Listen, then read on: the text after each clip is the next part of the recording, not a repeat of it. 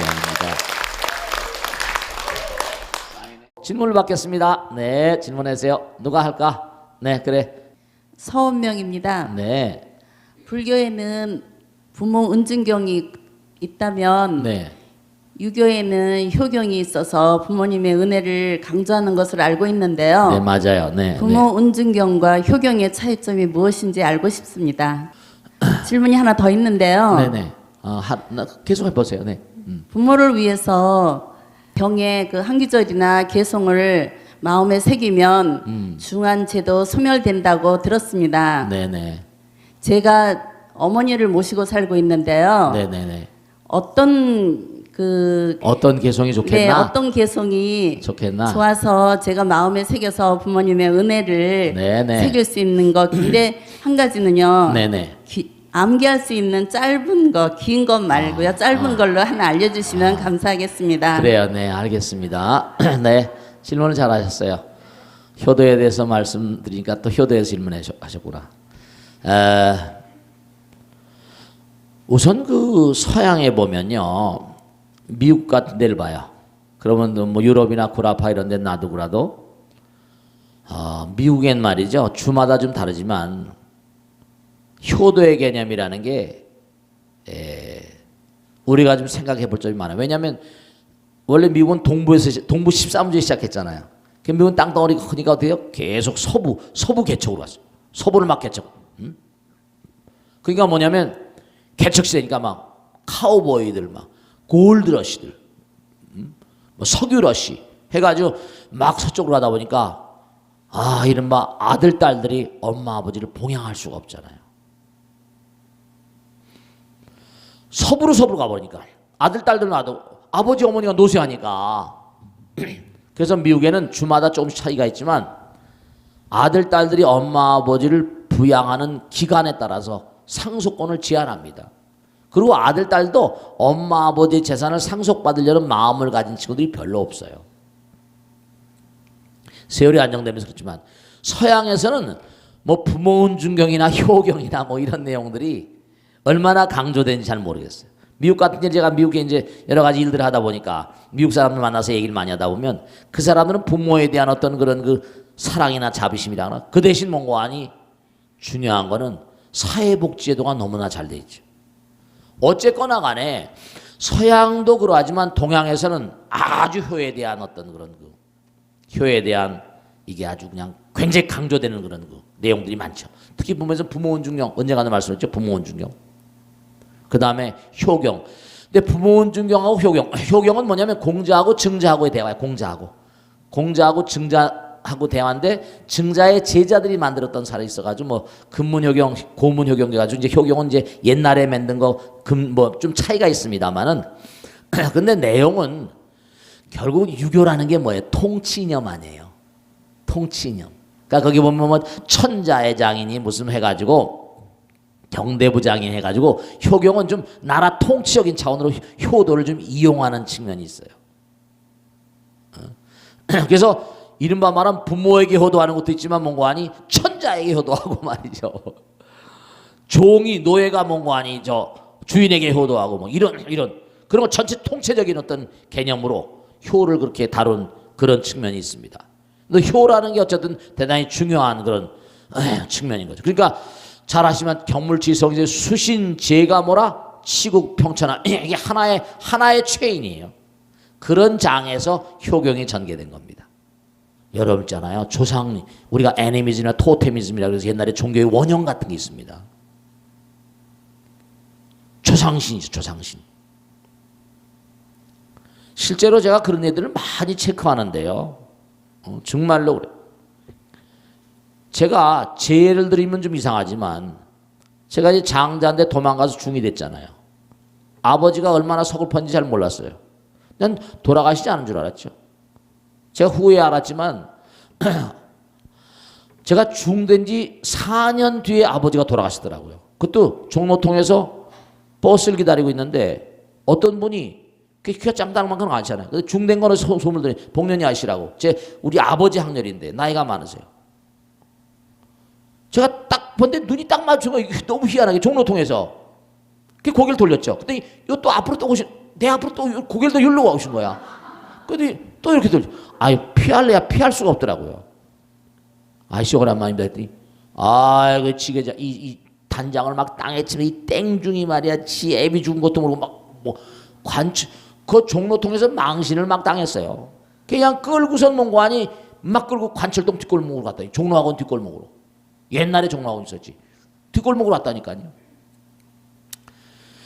그래서 할아버지, 아저씨 왜 그러시냐 했더니 아버지가 돌아가신 거예요. 죽을 때 네 이름을 얼마나 부르고 죽었는지 모르겠다고. 그러시는 거예요. 그래서 제가 찾아뵙겠습니다. 죄송합니다. 그러니 울면서 가시더라고, 해주고. 근데 참 미안한 게 산에 가서 산 생활하면서 보면 말이죠. 아버지가 꿈에 나타나면 그날은 꼭 나쁜 일이 생겨. 굴러 떨어지거나 부러지거나. 아이고 정말. 그래서 이게 뭔가 재앙을 불러오는 그런 역할을 하시는구나. 이게 뭔가 굉장히 뭔가 이간에 막 그러고 이제 있다가 이거 어떡하지 마음에 가지고 있다니 강남에 내려오게 됐잖아요. 풀려가지고 강남에 내려가게 됐는데 뭔가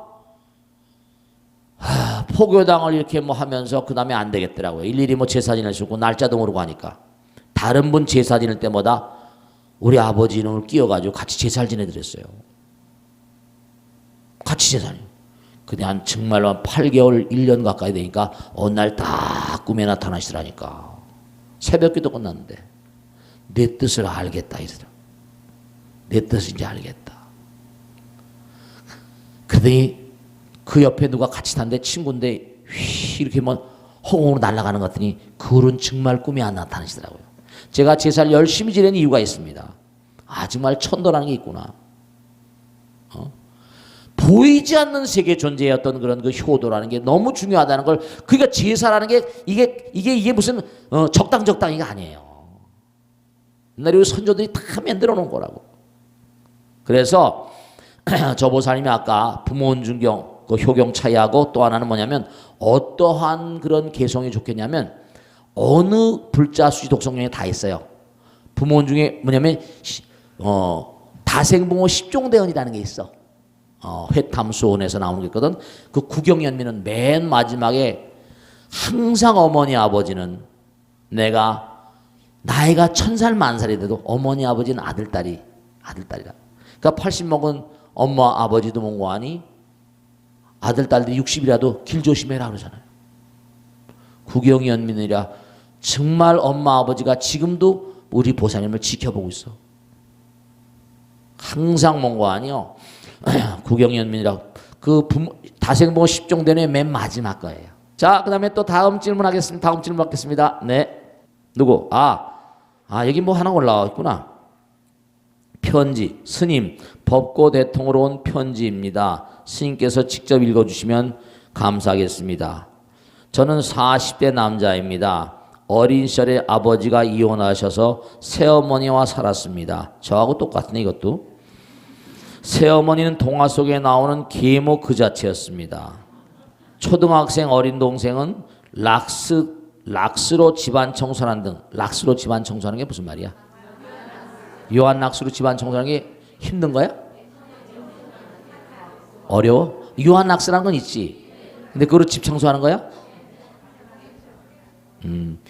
어린 동생은 락스로 집안 청소를 하는 등 갖은 고생을 하였습니다. 그러나 아버지는 이런 일을 모두 모른 척 하셨고 사실대로 이야기해도 우리의 이야기를 듣지 않으셨습니다. 언제나 계모 편이었습니다. 매일 두들겨 맞았겠구나. 그러나 계모의 이런 행태가 결혼 후 제 아내에게도, 결혼했는데 이제 아내에게도 그랬는 모양이지. 제 아내에게도 계속되었기에 아내가 유산을 하게 되자 저는 더 이상은 못 참고 아버지와 인연을 끊겠다고 선언하고 새롭게 시작하였습니다. 그리고 10여 년 얼마 전 친척이 찾아와 이제 헤어졌나 보죠. 친척이 찾아와 아버지 소식을 전하였습니다. 아버지가 암에 걸리셨고 계모는 이 사실을 알고 바로 떠났다는 것입니다. 그래서 아버지를 병원으로 모셨고 지금 치료를 하고 있습니다. 그런데 가끔은 어린 시절이 떠올라 마음이 괴롭습니다. 괴로운 마음을 어찌하면 좋을까요? 정말 가슴 아프네요. 이런 분들이 계실 거예요. 그런데 여기도 계모 앉아있나? 계모 손들라면 아무도 안 들겠지. 그런데요. 계모도 훌륭한 계모들이 있어요. 많아요. 제가 신반포인가? 잠원동인가 사는 보살님은요. 그런 분이 계시대. 스님 계모가 다 나쁜 계모만 있는 건 아닙니다. 그렇게 얘기하시대. 이분은 뭐냐면 자기가 결혼을 했었대. 한번 결혼했는데 자기가 아기를 못 낳는 거예요. 아기를 못 낳아서 결국은 그 집에서 이제 이혼을 당한 거예요. 그래서 이제 혼자 살 것이다. 아이를 못 낳으니까 혼자 살 것이다. 이래가지고 혼자서 이제 직장을 가지고 혼자 살았대요. 그런데 뭐냐면 자꾸만 주변에서 얘기를 하는 사람이 있더래요. 애가 있는데 한번 네가 가서 남자도 좋고 하니까 만나서 한번 그 집에 애를 네 애처럼 키우면 어떻겠냐. 어머니도 권하시고 어머니도 그 남자를 아신다고 그래서 만나봤대요. 만났더니 참 상처를 했는데 자기도 좀 처음엔 좋지 않았대. 왜 여자가 죽었냐. 남자가 하도 속색에서 죽지 않았냐. 그렇게 해서 생각했대. 한 번 두 번 만나다 보니까 어떻게 힘들지 안 힘들지 모르겠지만 애들을 한번 만나봤대요. 애들이 엄마 없는 애들이 가만히 보니까 뭔가 기가 푹 죽어 있는 것 같고 애가 하나도 아니고 둘도 아니고 셋이나 되더래. 남편도 멍하니 가만히 보니까 그 남자도 여러 가지로 하여간에 보기에 그 자기가 그런 생각을 했답니다. 그래 내가 애를 못 낳고 사니까 가서 희생하는 마음으로 헌신하는 마음으로 애를 키우면서 한번 살아보자. 남편이 얼마나 못할지 모르겠지만 그 의외로 그 결혼했는데 다시 재혼했는데 남편도 멍하니 그렇게 뭐 괜찮더래요. 그 처음에는 아이들이 굉장히 속을 새기더랍니다. 속을 새기는데 새엄마라고 그러니까 그 자기가 그 얘기를 하더라고요. 스님 제가 매일같이 도시락을 싸면서 3개를 싸면서 도시락에 편지 썼대요. 내가 너를 낳아준 엄마는 아니지만 내가 정성스러운 마음으로 이 도시락을 싸니까 이 도시락을 먹고 열심히 공부해서 훌륭한 사람 되라. 그리고 애들을 처음 만날 때 나는 아기를 못 낳아서 결혼했다 이혼 당했단다. 이제 내가 잘은 못할지 모르겠지만 너희들은 내 아들처럼 그렇게 키우려고 그래. 그러니까 우리 서로 돕고 살자. 내 애들이 그래서 계속 편지를 쓰고 하니까 얼마 지나니까 엄마 소리를 안 하더래요. 근데 어느 날부터 엄마 그러더니 애들이 입을 열고 말이죠. 그래가지고 그 애들이 너무 잘 커가지고 애들이 그렇게 말이죠. 근데 보살님이 현명하시더라고. 편지 작전이나 아주 섬세하게 애들을 잘 그렇게 키우고 하더라고요. 그런데 그런 분도 계시지만 이른바 말하면 그분은 애를 못 낳으니까 그랬을지도 모르겠다. 제가 체험한 바에 따르면 저는 이분은 계모를 한 사람을 겪은 뭔지 모르지. 나는 계모를 몇 명을 거쳤으니까. 좀 우습지 마죠. 지금도 기억이 나. 첫 번째 계모는 김 씨였고 두 번째 계모는 배 씨였고 마지막은 이 씨였었어. 근데 나 생모를 모르지 내가. 근데 우리 아버지가 뭐 나쁜 사람이어서 그런 게 아니라 여자들한테 인기가 많았나 봐. 좀 묘한 분이셨어요 우리 아버님도. 근데 하나 딱 아마 내가 보기엔 우리 아버지가 계모가 나를 박대하는 걸 아시긴 아셨을 것 같아. 근데 아마 가정의 평화를 위해서 내가 하도 계모가 못 살게 해서 아버지한테 항의했습니다. 아버지 말이야 이거 말이야. 아버지도 참으라고 그렇게 얘기하시는데 아버지가 나쁜 분은 아니셨던 것 같은데 문제는 뭐냐면 그 계모가 들어와서 아이를 낳더라고요. 근데 나를 낳아준 엄마가 제가 어렸을 때 헤어지셨는지 아마 화가 나서 나가셨을 것 같아. 그러니까 뭐냐면 그러시더라고요. 뭐냐면 아이를 낳으니까 제가 나이가 어려요. 아이를 낳으니까 그 다음엔 태도가 달라지더라고. 그 다음엔 찬밥이에요. 그래서 제가 지금도 생각하는데 뭐냐면 언젠가도 한번 말씀했지만 항상 하늘의 별을 보면서 그때는 이게 라이트가 전등이 많이 없었어. 그 제가 살던 동네는 시골이고 그 다음에 서울로 올라와서 저 외곽에 살았거든요. 성북구 저쪽에 공동묘지 미아리라는데 송천동 이쪽에 삼양동 이쪽에 그쪽에 살았어요. 거기 공동묘지가 너무나 많았어요. 공동묘지가 너무나 많아가지고 완전히 막 그냥 막 일제 좌우지간에 6.25 사변 때 이 북한군들이 막 뭐죠? 사람 막 돌아가시게 해가지고 그냥 전 그 미아리가 개발된 당시 본 말이죠. 구덩이를 파는데 옛날에 왕릉인 줄 알았어요. 왕릉. 큰 묘가 하나 있더라고.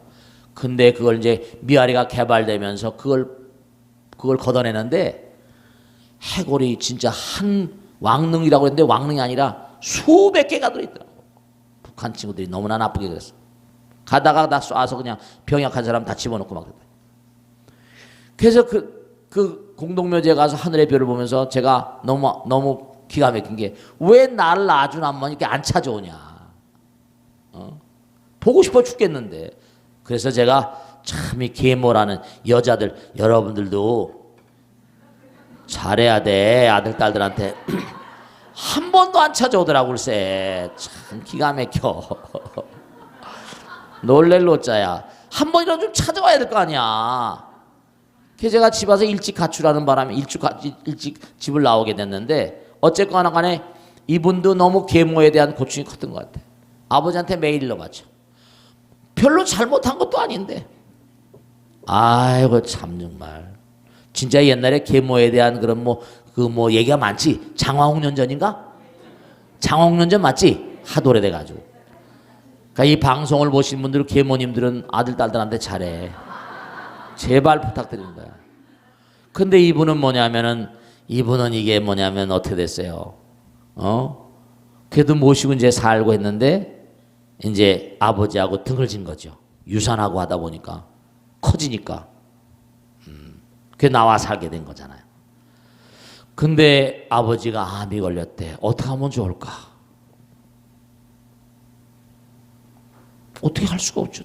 계모는 도망가 버렸으니까. 그지? 그 자기 싫다 이거예요. 참 이게 제가 볼 때는 다 이게 팔자소관이라 팔자소관. 중이 팔자에서 웃을 줄 아는. 자기가 그러니까 계모가 있었으니까 자기도 어떻게 할 수가 없잖아. 암이 걸렸으니까. 그래 안 그래? 근데 어떻게 해요? 자기를 낳아준 것도 인연이잖아요. 자기를 낳아준 것도 인연이야. 여러분 있잖아요. 제가 녹본동인가 은평구에 사는 보살님이 한 분 계세요. 와서 꿈을 물어보는 거예요. 스님, 이게 무슨 꿈이냐는 거야. 무슨 꿈인가 하면 꿈을 꿨는데요. 자기 남편이 꿈속에서 제사상을 받고 있는 거야. 그 아들이 제사를 정성스럽게 하고 있는 겁니다. 갑자기 문을 그냥 팍 치면서 누가 들어오더라는 거 아니야.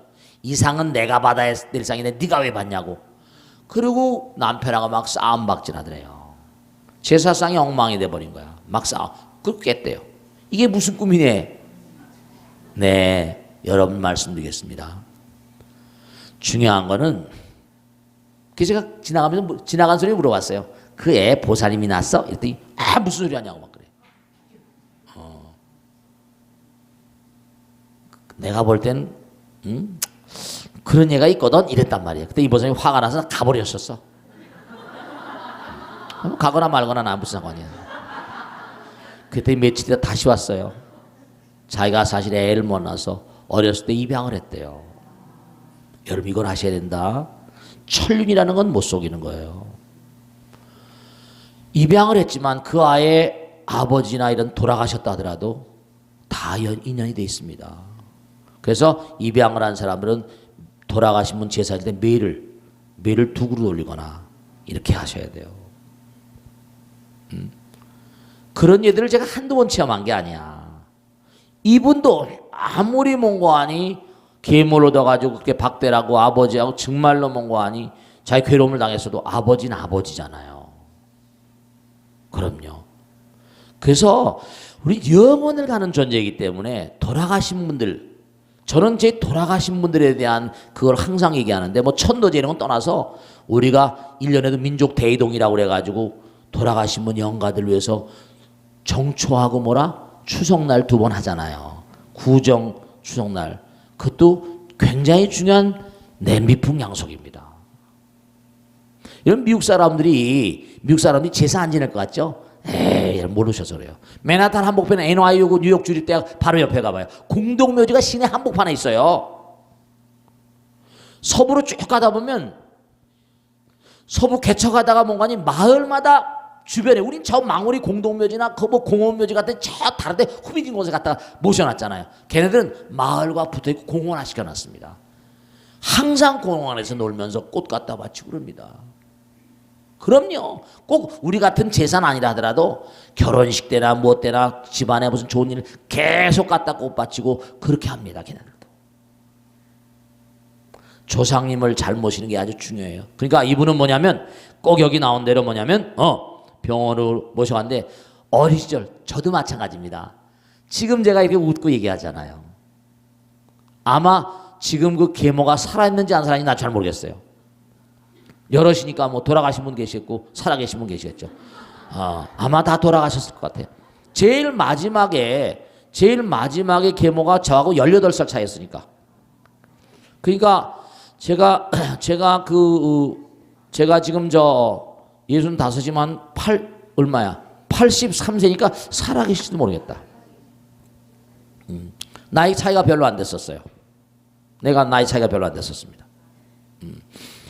그러니까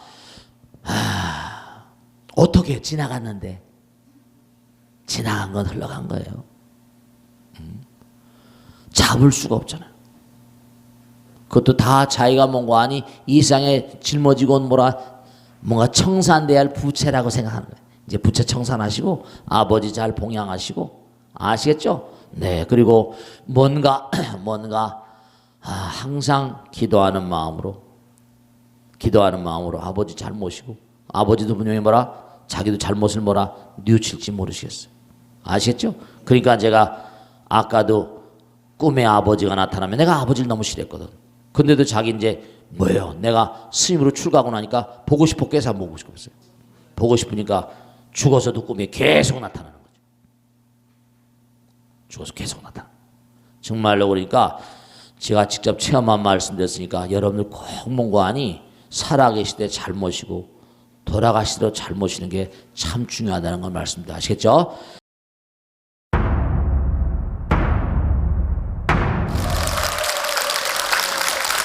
자, 그 다음에 질문을 받도록 하겠습니다. 자, 질문 씩씩하게 누가 질문해 보세요. 자, 그래. 박사님 하세요. 저희 남편은 네. 진짜 그 돈을 너무 쓰지를 못해요. 진짜 돈을 못 써요. 왜 못 써? 벌기만 하지 전혀 쓰지를 못해요. 또 그런 사람도 있어? 근데 이제 저는 좀 쓰거든요. 그러면 둘이 저는 같이 쓰는구나. 쓰면 안 되잖아요. 그래서 남편이 벌어온 걸로 제가 남편 이름으로 이렇게 그 보시를 하거든요. 네네. 그러면 호공에서 알고 있잖아요. 허공에서 그렇지. 네. 근데 똑똑하네. 남편이 만약에 이제 이를 떠나시면은 네네. 축생으로 태어날까봐 제가 걱정이 돼요. 그게 그렇게 되는 건지 네. 제가 남편 대신에 보시를 많이 하는데 네. 그것 때문에 축생으로 안 태어나고 어떻게 다른 걸로 태어날 수 있는 건지 그게 좀 궁금했어요. 네, 알겠어요. 참 재미난 질문이네. 남편이 돈을 잘 안 쓰는구나. 구두생이구나. 너무 못 써. 우선 첫째로 뭐냐면 커 나올 때 우리 보살님의 남편의 아버지 어머니가 굉장히 좀 힘들게 사셨나 보지. 심리학이라거나 이런 정신과학의 연구가들에 보면 그 사람이 하는 말과 생각과 행동은 부처님 말씀에도 마찬가지 업이니까. 그리고 습이에요. 3살적 버릇이 80까지 갑니다. 근데 어려운 상황을 자꾸만 목격을 하다 보니까 엄마 아버지가 우리가 흔히 그러잖아요. 돈이 왼수라고 그러고 어려운 사람들 말이에요. 그러니까 정말 가난하다 보면 돈을 쓰기를 정말 힘겨워하잖아요. 그런 게 몸에 뱄을 수도 있고요. 또 전생의 업 같은 게 작용할 수도 있어요. 근데 그러니까 그런 게 뭔가 아니 몸에 배 있으니까 돈을 벌기만 하지 쓸 줄 모르잖아요. 그 보살님 걱정은 뭐냐면은 우리 남편이 나는 돈을 써주지만 우리 남편이 돌아가시면 쓸 줄 모르니까 강아지 송아지가 될까 봐 걱정이잖아 지금. 치와와가 될지 말이지, 진돗개가 될지. 그게 중요한 건 뭐냐면 부처님경에 나와요. 보살님이 질문하고 똑같은 얘기가. 어느 공주가 있었거든. 선광이란 공주가 있었는데 왕이 말이지 하루는 공주하고 같이 이렇게 경치를 보면서 아마 경치를 즐기고 있어요. 왕궁에서 즐기고 있었겠죠. 너는 애비를 잘 만나서 호강하는 거야 이 녀석아 했더니 공주가 부처님 말씀 공부하던 불제자였거든요. 그랬더니 뭐라는 거 아니 공주가 아버님 그게 아닙니다. 저는 제가 전생에 지은 복업이 있어서 이렇게 왕가에 태어났습니다. 그랬더니 왕이 가만히 보면 괘씸하잖아. 아버지가 아버지를 잘 만나서 그렇다면 네 그렇습니다. 그러면 괜찮을 것 같다가 자긴 자기 복이 있다니까. 아버지가 듣기 영 김새는 거 아니야. 김새는 거 아니야. 그러니까 그래 발칙한 것 같으리라고 이렇게 된 거예요. 그래가지고 되는 거 아니 신한테 즉각적으로 시켜가지고 저 길목에 가서 거지 중에 상거지 땅거지 하나 끌고 와라 이렇게 된 거예요. 그 거지를 채워가지고 내쫓아버렸습니다. 그러니까 어떻게 돼? 공주가 갑자기 거지가 돼버린 거라. 그게 기가 막힌 거지 자기도. 근데 이미 뭐 남편이 아버지가 남편을 삼아줬으니까 당신은 도무지 왜 거지가 됐습니까? 물어본 거예요. 나도 옛날에는 뭔가 저기서 어디 살던 사람인데 아버지가 돌아가신 다음에 집안 관리를 잘 못하다 보니까 이른바 말하면 자기 집 이른바 말하면 농노라고 할까요? 하인들이 말을 안 듣고 싸움박질하고 집안에 문제가 나가지고 파가가 됐다는 거예요. 그래서 내가 다 하인들 가버리고 농사짓던 소작인들 가버리고 그래서 지금 이렇게 어렵게 살고 있습니다. 그러면 옛날 집에 한번 가봅시다 했더니 옛날 집이 어붓 큰 거예요.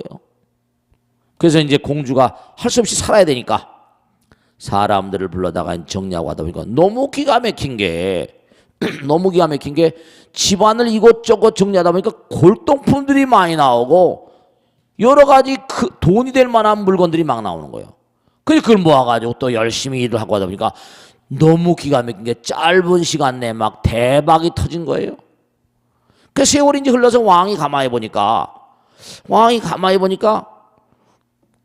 딸년이 어디 가서 뭘 하는지 궁금한 거야. 신하들 시켜서 야, 그 선광이란 그 녀석 나가서 뭘 하는지 한번 가서 조사해 와라. 그랬더니 가서 보니까 궁궐보다 더 큰 집을 짓고 사는 거라. 몇 년 안 됐는데 그 자기가 직접 두 눈으로 확인하겠다고 가보니까 진짜 그렇거든. 부처님한테 갔어. 그 부처님이 뭐라고 하신 거니? 이 말씀하시는 거예요. 기가 막힌 거지. 보살님이 지금 어쨌거나 간에 남편에서 공덕을 많이 지어줘야 되는 거예요. 왜냐하면 남편 쓸 줄 모르니까. 부처님께서 뭐라고 하셨어? 뭐라는 거 아니? 전생이라고 그랬어. 전생에 그 두 부부는 거지가 됐잖아. 전생에 한 집에 살던 부부 사이였대. 그런데 이 아내가 그렇게 부처님 전에 공양 올렸는데 매일 막은 거야. 구두생이가 돼가지고. 무슨 시주라냐고. 아깝다고 말이지. 막았는데 몰래. 보살님 몰래 하는 거 아니잖아. 몰래 이렇게 몰래 이렇게 하게 됐다 이거야. 몰래 이렇게 하게 됐는데 부처님 말씀에 이 여자가 그 남자가 본 돈을 가지고 공덕을 지어줬으니까 그 남자는 이 여자를 만나기 전까지 거지로 살 것이다 그랬어. 그러니까 보살님 남편은 내 생에 또다시 보살님 만나야 돼. 꼭. 보살님 안 만나면 거지로 살아버려. 아니 보살님 싫어? 또 싫으면 어떻게 또 저 얘기 안 되네. 또 골치 아프네 저거. 그러니까 보살님 남편을 좀 구제하겠다는데 거지가 되면 또 어떻게 해? 아니 보살님 비슷하구나. 예전에 어떤 거사님이 나한테 그러더라고. 스님 정말로 말이지 이럴 수가 없다 이거야. 왜냐하면 자기가 자기 아내를 너무 사랑한대요. 자긴 자기 아내를 너무 사랑하는데 그래서 능인불교 대학도 보내주고 공부도 하게 하고 참 그냥 우리 아내 같은 사람이 없고 그래서 자기가 하루는 조용히 저녁에 아무도 없을 때 둘이 커피 한 잔을 마시면서 그랬다는 거 아니에요. 여보 나는 내 생에 다시 태어나도 난 당신과 똑같이 살 거 했더니 난 또다시 당신 만나고 싶어 그랬대요. 그게 저 보살 비슷하구나. 뭐라고 하냐. 1회로 좋게요. 1회로 좋하다 1회로 좋게하다는 거야. 보살 그러면 안 돼. 내 생에 있잖아. 지금 만난 남편은 내 생에 어디서 다시 만날 가능성이 대단히 크다. 근데 그때 그렇게 쓰기 힘들하고 어려우니까 아마 직접 쓰지 않다 보니까 직접 공덕을 치지 않으니까 모두 직접 해야 되거든. 마음의 문이 열려서. 그러니까 어려울 수가 있는데 그때 보살님이 지금 공덕을 짓는 건 남편의 돈으로 공덕을 짓잖아. 그러니까 뭐냐면 부처님께서 뭐라고 하셨는 거 아니? 정말로 내가 내 딸이 전생에 그 남편의 돈을 받아가지고 공덕을 많이 지어가지고 금생 공주가 되었는데, 그러니까 보살님도 가만히 보면 공주 되게 생겼네 이제 보니까. 그렇지만 그 사람은 그 여인을 만나기 전까지 뭐라? 거지로 살 수밖에 없다. 만약에 그 여자가 다시 떠나버리면 그 남자는 뭐가 돼? 거지가 된다는 거야. 그러니까 보살님이 열심히 공덕을 줘서 보살님이 잘 되는데 내 생에 거지가 태어나면 잘해줘야 되는 거야. 거지한테. 그러니까 우화 같은 얘기지만 경전에 직접 나온 얘기예요. 그러니까 여러분들도 여러분이 보살님께 꼭 당부드리고 싶은 공부를 좀 시키면 사람이 달라져. 그러니까 공부를 좀 시키면 깨닫게 되거든. 그러니까 공부를 시켜봐. 그러면 공부를 시키면 마음의 문이 열려서 자기가 행하게 되면 보살님이 내 생에 만나서 하는 것보다 금생에 그 사람에게 뭐라? 복덕의 길을 열어주는 거지. 더 큰 공덕이 되는 거야. 아시겠죠? 자, 그 정도 되겠습니다. 그 다음 또 질문하세요. 네, 마이크 드리세요. 네. 얼마 전 이집트 시나이 반도를 지나던 성지순례 관광객을 태운 한국인 버스에서 폭탄 테러가 발생했습니다. 네, 그랬어요. 이 사고로 3명이 사망하고 많은 부상자가 났습니다. 네, 그랬어요. 이 안타까운 상황을 보면서 가슴이 아프기도 하고 답답한 마음이 들어 질문을 드립니다. 네. 이 지역은 알고 보니 네. 위험 지역으로 분류되어 있는데도 네, 그렇습니다. 안전을 무시하고 신앙심을 내서 이런 성지순례를 강행하는 것을 네. 도저히 이해가 좀 안 됩니다. 그래서 네. 이런 상황을 어떻게 봐야 될지 스님께 질문드립니다. 네, 좋은 질문이기도 하고 안타까운 질문이기도 합니다. 네. 보도에 다 보셨죠? 신문에 다 나오고 텔레비 다 나왔어요. 너무 참혹했잖아요. 그런데 이런 일들은 말이죠. 이게 비일비재가 아니라 역사적으로 볼 때 왜 십자군 원정이 일어난지 아세요? 뭐 때문에? 그 십자군 원정이 왜 터졌어요? 성지순례를 가는 거예요. 왜냐하면 기독교인들, 카톨릭 믿는 사람들, 그 당시엔 뭐 기독교가 없었고 전부 다 카톨릭이잖아요. 성지순례를 가는 겁니다. 그럼 어떻게? 이슬람군들이 뭐예요? 죽이는 거예요. 성지를 탈환해야 돼. 그러니까 이게 성지를 탈환해야 된다는 대의명제로, 성지라는 게 뭔가 아니 자기들의 신앙의 종주구간이에요. 그죠? 이 성지라는 것이 어떤 의미를 갖는지 불교의 성지는 룸빈이 뭐 있지만 우리 그렇게 뭐 인도 잘 가지 않잖아요. 근데 기독교 카톨릭 믿는 사람들은 성지를 기가 막힌 거 이걸 꼭 아셔야 돼요. 마호메트는 이거 여러분죠. 기독교에만 있는 게 아니라 예를 들어서 마호메트는 뭐냐면 자기가 죽을 때 신도들한테 얘기를 했어요. 성지순례를 일생 동안 의무화했습니다. 의무. 필생 동안 가야 돼. 그러니까 라마단 기간이냐 뭐 해가지고 카바 신전, 저 메카라는 데 아시죠? 300만씩 모입니다. 한 번에 모일 때 어마어마한 한 도시 어마어마한 게 말도 못해요. 저도 그걸로 지나가 본 적이 있습니다. 그때 라마단 기간이 아니었는데 어마어마하게 커요. 말도 못합니다. 야, 정말 이 넓은데 정말 모이면 깔려서 돌아가시는, 깔려서 죽잖아요. 매년마다 그 기간엔, 성지순례 기간에는 사람이 깔려서 죽어요. 호텔이고 뭐냐 말도 못합니다. 노숙하는 사람 수도 없이 많고. 일생 동안 성지순례가 의무라니까, 이른바 이슬람에선. 근데 이게 기독교도 뭔가 아니, 여러분 아시잖아요. 마호메트가 뭘 가지고 공부했어요? 구약을 가지고 공부했잖아요. 성지순례는 이슬람이나 기독교나 똑같아요. 이게 그러니까 철로역장, 존 뷰넌이 쓴 책에도 보면 유럽에 있는 모든 기독교인들, 카톨릭 믿는 사람들은요, 성지순례가 의무 비슷하다 보니까 그냥 계속 하는 거예요. 근데 참 이게 기가 막힌 게 한국에 기독교가 들어와가지고 그 비슷하게 돼버렸다니까요. 의무화돼 있는 거예요. 다 그렇진 않더라도 교회마다에서 있잖아요. 교회가 엄청 많잖아요. 교회마다에서 여러분 생각해 보세요. 무엇 때문에 한국인들이 그 이른바 말하면 아랍인들의 그 성지순례 표적이 공격이 됐겠습니까? 아주 많이 가는 거예요. 아마 또 다른 어려움을 초래한다 하더라도 그들은 과감하게 또 갈 겁니다. 우리가 어떻게 하겠어요?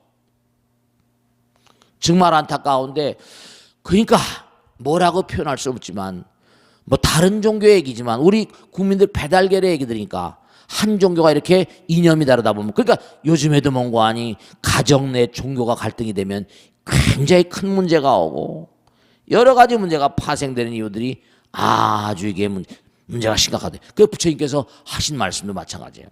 암경에 보면 내 아이들을 키우면서 어렸을 때 뭐라 종교 교육을 시키라고 해. 경전을 갖게 하라, 계를 갖게 하라고 나오잖아요. 그러니까 참 이게 이념이라거나 이데올로기라거나 종교는 일생을 정하는 사상적인 집안이기 때문에 이게 참 정말 안타깝지만 무서운 일입니다. 우리가 삶을 도모하면서 정말로 여러분이 아들, 딸들에 대한 교육을 잘 시켜야 됩니다. 저는 우리 불교 신자들이 많이 뒤져 있습니다. 많이 뒤져 있어요. 기독교를 믿는 사람은 똘똘 뭉쳐가지고 불교 방송만 해도 그렇죠.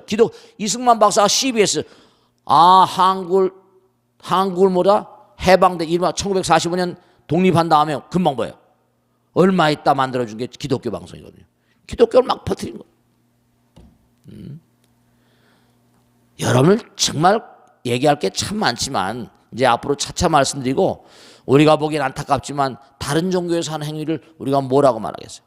좀 안타까워서 하나 드리고 싶은 말씀은, 좀 더 성질 가더라도 좀 안전성을 좀 뭔가 고려해서 여러 가지로 뭔가 하니 많은 그런 고려를 그렇게 한 다음에 조심을 하고 교육을 시키고 어려움이 초래되면 정말, 거기서 그 신문에 나왔대요. 어떤 사람이 뛰어들어서 당신 뭐야 해서 뭐라 내보니까 폭탄이 터졌다는 거 아니에요. 그래 안 그래요? 그 사람 때문에 많이 살았다고 말이죠. 그런 어떤 그런 뭔가 보호할 수 있는 그런 마음들을 갖출 수 있는 요원들도 좀 많이 양성하고 그래야 될 겁니다. 애꿎은 사람들이 돌아가시면 또 가족들이 얼마나 어려움이 많겠어요. 그죠? 그래서 정말 안타까운데 지금 전 세계가 종교 때문에 아주 문제가 많잖아요. 전 세계 180개국인가 뭐 200개 가까운 나라가 있는데 3분의 2 이상의 나라들이 종교 갈등으로 괴로워한답니다. 근데 우리나라는 종교 전쟁은 없잖아요, 나라 내. 그래도 참 정말, 왜냐하면 그들도 과거에 유교, 불교 공부하다가 기독교로 넘어간 사람이 많으니까 같은 형제자매니까 그렇게 갈등의 싸움까지는 하지 않는다 하더라도 문제는 뭐냐면 마음 가운데 전부 다 장벽을 가지고 있으니까 굉장히 정말 큰 그런 그 문제가 되고 있는 거예요. 안타깝습니다만은 그저 항상 그들이 많은 그런 그 배려와 많은 그런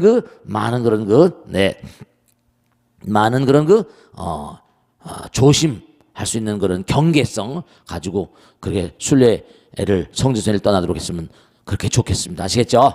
자, 고맙습니다. 자, 이 정도로 하고, 자, 또 질문, 자, 받아보겠습니다. 네. 항상 스님 저기 고민이 많을 때 스님 법문을 들으면서 네. 해결되는 적이 참 많아서 늘 감사드립니다, 스님. 네, 고맙습니다. 네. 오늘은 저는 이제 아이들이 다 커서 이제 결혼을 했고요. 네네. 친정에 남동생이 있는데 아들이 하나 있어요. 네네. 근데 귀한 아들인데 네네. 얘가 요즘에 아주 행동이 틀려졌대요. 집에 네. 와서 말도 잘 않고 난폭하기도 하고. 네. 그래서 고민하다가 핸드폰을 보니까 네. 친구들하고 사이도 너무 안 좋은 것 같고 학교 생활도 좀 그런 것 같고 그래서 동생이 걱정이 아주 많아요. 네, 네. 그래서 제가 스님한테 여쭙고 네. 질문해서 답을 드리겠다고 제가 그랬습니다. 네, 네. 이런 아들한테는 어떻게 대화를 해야 되고 어떻게 말을 건네서 애를 말을 하게끔, 지금 입을 닫고 말을 안 한대요, 스님. 네. 그러니까 어쩌면 저기 좋을지 모르겠다고 그래서 제가 대신 질문 드립니다, 스님. 자, 나이가 몇 살이나 됐어요, 얘가? 중학생이에요. 중학생. 네. 네. 자, 앉으세요. 네. 아, 요즘에 아이들 문제가 굉장히 심각합니다, 여러분들. 정말 여러분이 아이들 문제를 소홀히 해서는 이게 참 정말 커나가면서 가정적으로 대단히 어려운 폭탄을 그렇게 안고 사는 거나 마찬가지인 그런 상황들을 아주 제가 종종 그렇게 만나게 됩니다. 우선 말을 안 한다. 왜 말을 안 할까요? 소통이 안 되는 거지. 왜 소통이 안 될까요? 그게 소통이 안 된다고 판단해서 그렇잖아요. 논리적으로 보면. 말을 해봤자 아버지 엄마하고는 소통이 안 되겠다. 그럼 일단 말을 막아버리면 그 마음 가운데 판단이 서 있잖아. 엄마 아버지는 얘기 안 통한다. 엄마 아버지가 그러니까 왜 안 통할까요? 우선 아이들을 이해하는데 실패했잖아요. 아이들을 이해하는데 실패했잖아요. 그러니까 스마트폰을 보다 보니까 여러 가지 얘기가 있고 하다. 그러면 스마트폰을 가만히 보면서 어떤 생각을 하셨는지 모르겠지만 아주 우리가 꼭 아이들 키우면서 생각하는 게 여러분 이걸 하셔야 된다. 왜냐하면 아이들은 내 몸에서 나왔지만요. 다른 개체잖아요. 그러면 다른 개체이기 때문에 항상 뭐라? 아이들하고 끊임없는 대화를 해야 됩니다. 자연계에서도요. 원자 핵이 있으면 전자들, 이 바깥에 있는 외곽 전자들하고 끊임없이 뭐라? 소통을 합니다. 그 소통을 하는 수단을 광자를 내보낸다는 거예요. 그러니까 여러분이 아들, 딸들 낳아놓기만 하고 그냥 내 아들이고 그냥 밥을 해주고 학교 다니라 이게 아니에요. 근데 문제가 되는 건 뭐냐면 엄마 아버지들이 자 중요한 거는 이거예요. 결혼을 한단 말이에요. 자기들끼리 좋아서 결혼하거든. 그 결혼하게 되면 금방 1, 2년 새로 아기가 나오는 게 보통이잖아요. 그러면 훌륭한 아버지 되는 공부를 해본 적도 없고 훌륭한 엄마 되는 공부도 해본 적이 없는 거예요. 이게 참 문제인 거예요. 그러니까 지금 당장서부터라도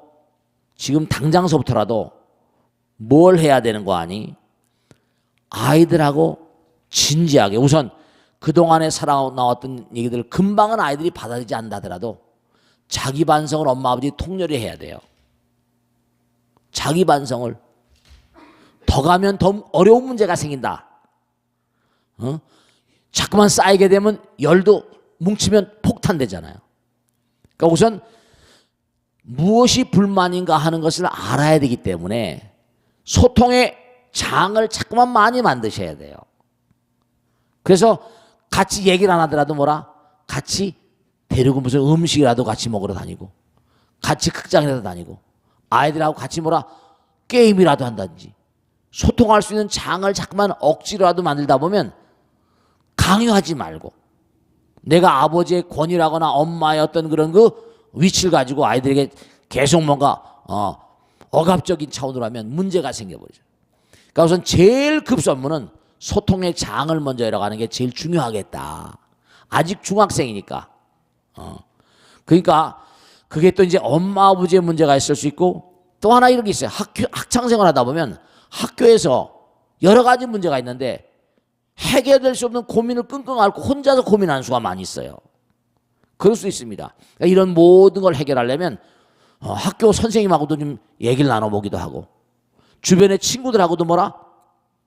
얘기를 나눠보기도 하고 그 다음에 또 자기가 직접 아들, 딸과 어려우면 친구들을 모아서 같이 소통을 한번 하면서 관찰해보기도 하고 속마음을 알아야 되니까. 그러니까 그런 노력을 기울이면서 우선 가장 중요한 건 소통의 장을 열어가는 노력을 끊임없이 기울일 때 뭔가 말문이 트이고 점점 이제 이렇게 그러다 보면 그냥 막 뭔가 열리거든요. 제가 하나 덧붙여서 말씀드리면 법당에 잘 나오시지 않던 분들이 법당에 나면 막 부처님 말씀 듣고 우는 수가 있어요. 그게 뭐냐면 마음 가운데 있는 열량이 많이 차 있거든. 스트레스가 많이 차 있다고. 그럼 스트레스가 터져야 되잖아요. 그럼 폭발할 수는 없으니까 뭐라? 그게 뜨거운 눈물로 물을 먼저 식히는 거 아니에요. 열을 식힌단 말이에요. 그 눈물이 흐르는 수가 있는 게 마음에 많이 뭐가 차 있어서 그래. 그런 것처럼 뭔가 자꾸만 대화를 하게 되면 눈물을 흘리거나 뭐 이런 아이들로 하여금 아이들이 자꾸만 여름죠. 사람이 울 땐 또 울어야 됩니다. 울 땐 또 울어야지만 뭔가 이게 내연하는 것들이 뭔가 무리라는 건 시키는 역할 하잖아요.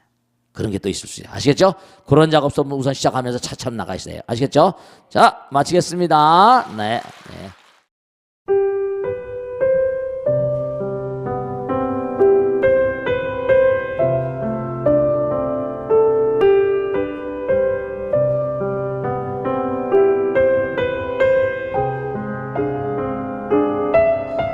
불자 여러분 안녕하십니까? 능인선언원장 지광입니다. 이 불교 방송은 정말로 불교의 보배입니다. 부처님의 거룩한 뜻이 무엇입니까? 부처님의 가르침을 세상에 퍼뜨린 거 아니겠습니까? 불교를 정말로 한 차원 업그레이드 시키고 한국 불자들의 신심을 한 차원 더 장양시키기 위해서는 여러 불자님들의 정말 도움이 필요합니다. 몸과 마음을 다해서 많은 불자님들 ARS 한 통에 이 불교 방송이 살아날 수 있습니다.